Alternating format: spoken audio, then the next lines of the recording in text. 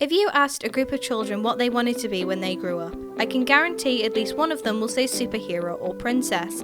And for some adults, that's how they pay their bills. Bringing your favourite characters to life, these actors provide their magic to birthdays, weddings and other huge events. But is it as glamorous as it seems? Is wearing a ball gown for a living much harder than people commonly think?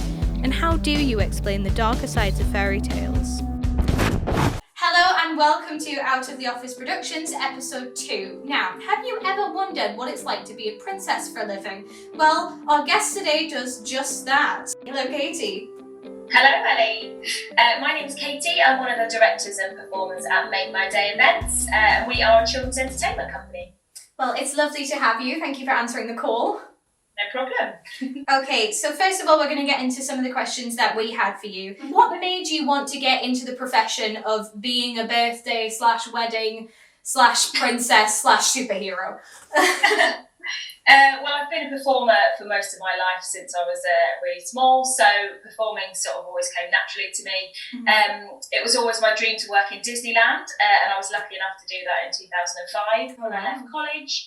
And then after that, I sort of auditioned and things, trying to make it in the performing world, and as lots of performers had to get sort of normal office jobs alongside my auditions and things. And then I thought, hang on a second, I'm sure that I could do some sort of performing or princessy thing at the weekend alongside that. So that's where it started, really. I started working for a small company that did that kind of thing, and then it developed, and then I got the opportunity to take over a big company and sort of run it. So you kind of touched on the fact that you aspired to be an actress growing up, but what training is required for this job, and what specifically is your training?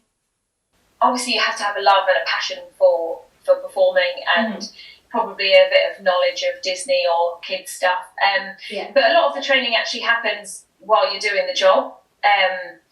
I think as long as you can carry yourself well and smile and be comfortable around the kids, I think that's the main thing for this sort of entertainment. But obviously it helps if you've had some sort of performing background. I think a lot of the training for princess stuff sort of happens on the job. Because I myself have done a few parties as a princess, and I know from experience that there are some people who interact with princesses in probably the way you shouldn't interact with princesses. And I think you could tell where I'm going with this. So I want to know, what is the strangest request you've ever had for a birthday, and what is the creepiest thing you've ever had said to you as a princess? Oh, God, let me think. At parties you do get it quite a lot with the dads. They're like, do you want to come out for a drink later and stuff? And you have to try your very best to stay professional and say, oh no, I have to get back. Or I think adults' birthday parties are probably an unusual one. Like you said before about weddings and stuff, we've done quite a few weddings. Disney obsessed brides that want to have loads of princesses at the wedding. We've done a Beauty and the Beast wedding before as well, so their first dance was actually being our guest.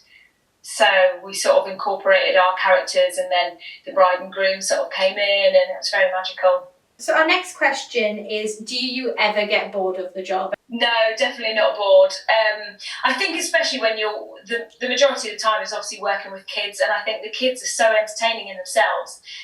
Just some of the questions that they ask you and just their little faces, even if you're in the worst mood and you turn up to work and you think, oh God, I can't really be bothered, whatever, and you go into the party and you see like the little girl or little boy's face, that they're absolutely meeting their hero and they really believe it's the real thing. Like, it can't help but make you happy. So I don't think you ever really get bored of it. What do you do at Make My Day events that other companies don't do that make you stand out from the competition?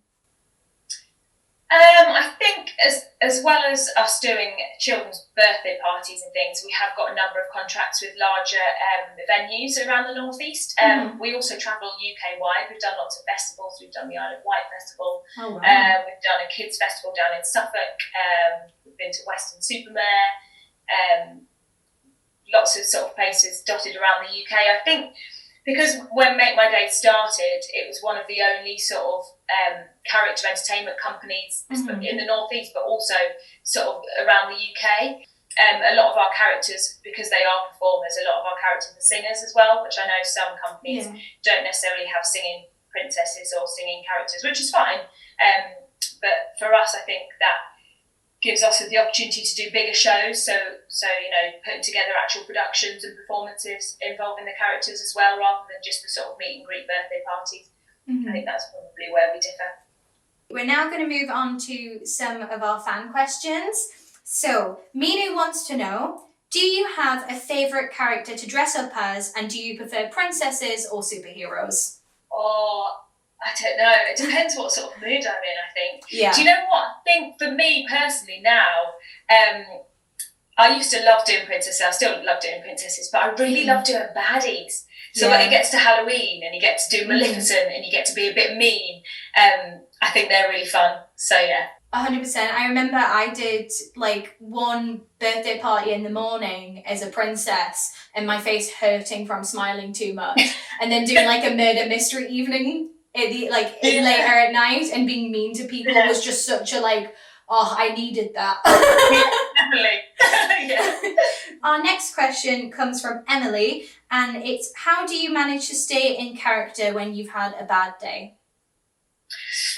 Oh, I think I touched on that one before. I think when you see the kids' reactions, I think that really helps. And as soon as you get the costume on and you've got the wig on and the makeup and the big dress, you can't help but sort of feel like you're really that character anyway. Well, thank you very much for joining us. You've had some fantastic answers. I think there's such a misconception with this sort of job that wearing a ball gown for a living is just so easy, and it really isn't. So yeah, thank you so much for joining us. And one thing we like to do out of the office before we let our interviewees go is ask a very cheeky question, and that cheeky question is, will you hire me?